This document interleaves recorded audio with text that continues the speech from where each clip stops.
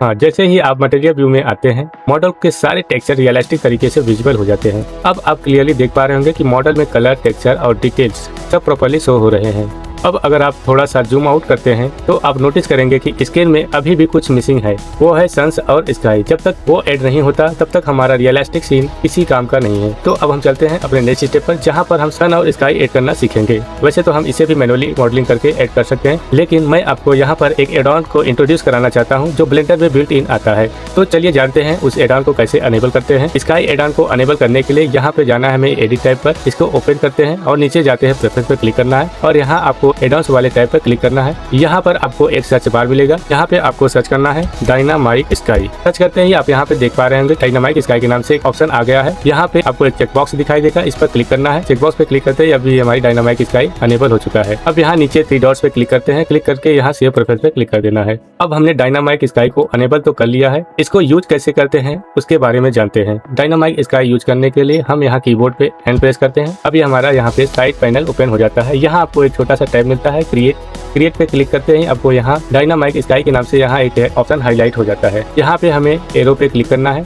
या और यहाँ से हमें क्रिएट करना है। और इससे पहले हम यहाँ पर रेंडर मोड में आ जाते हैं। रेंडर मोड में आने के बाद यहाँ अगर आप साइकिल रेंडर मोड में है तो यहाँ रेंडर पे क्लिक करके साइकिल मोड से ईवी मोड में आ जाना है। ये साइकिल रेंडर और ईवी रेंडर में अंतर क्या होता है उसे क्लियर कर देता हूँ। साइकिल रेंडर जो होता है वो हाई परफॉर्मेंस लैपटॉप के लिए होता है, जिससे हम रियलिस्टिक रेंडरिंग कर सकते हैं। और ईवी रेंडर में आप लो एंड लैपटॉप से भी स्मूथली रेंडर कर पाएंगे। हालांकि इसमें आपको साइकिल रेंडर वाला परफॉर्मेंस नहीं मिलेगी, लेकिन फिर भी रियलिस्टिक लुक मिल जाएगी। तो अब हम आगे बढ़ते हैं अपने मेन प्रोजेक्ट की तरफ। यहाँ डायनामाइक स्काई क्रिएट करने के बाद हम यहाँ राइट साइड में प्रॉपर्टीज पैनल में जाते हैं और यहाँ पर एक ऑप्शन आपको मिलता है वर्ल्ड का। वर्ल्ड पे क्रिएट करने के बाद यहाँ आपको एक ऑप्शन मिल जाता है ब्राउज वर्ल्ड सेटिंग का, उस पर क्लिक करना है। उस पर क्लिक करने के बाद यहाँ डायनामाइक स्काई पे क्लिक कर देना है। क्लिक करते ही आप यहाँ पे देखेंगे तो हमारे पास यहाँ पे स्काई एक ऐड हो चुका है। यहाँ पर सेलेक्ट करने के बाद आप यहाँ पे देख पा रहे होंगे कि यहाँ हमारे कुछ फीचर्स हाईलाइट हो जाते हैं। अब आप यहाँ पे क्लिक करके अपने स्काई का कलर चूज कर सकते हैं कुछ इस तरीके से, और क्लाउड कैपेसिटी को भी कम कर सकते हैं। यहाँ नीचे आपको एक ऑप्शन मिलेगा क्लाउड डेंसिटी का, तो इसे भी हम मैनेज कर सकते हैं। अगर यहाँ पे हमें सन वैल्यू को कम या ज्यादा करना है तो उसे भी कर सकते हैं, और यहाँ पर सन को भी कंट्रोल कर सकते हैं। जिस कलर में आपको सन की लाइट चाहिए वो भी बड़े आसानी से कर सकते हैं। तो अभी आप इसमें देख पा रहे होंगे कि ये हमारी अब बिल्कुल ही रियलाइज में लग रही है। अब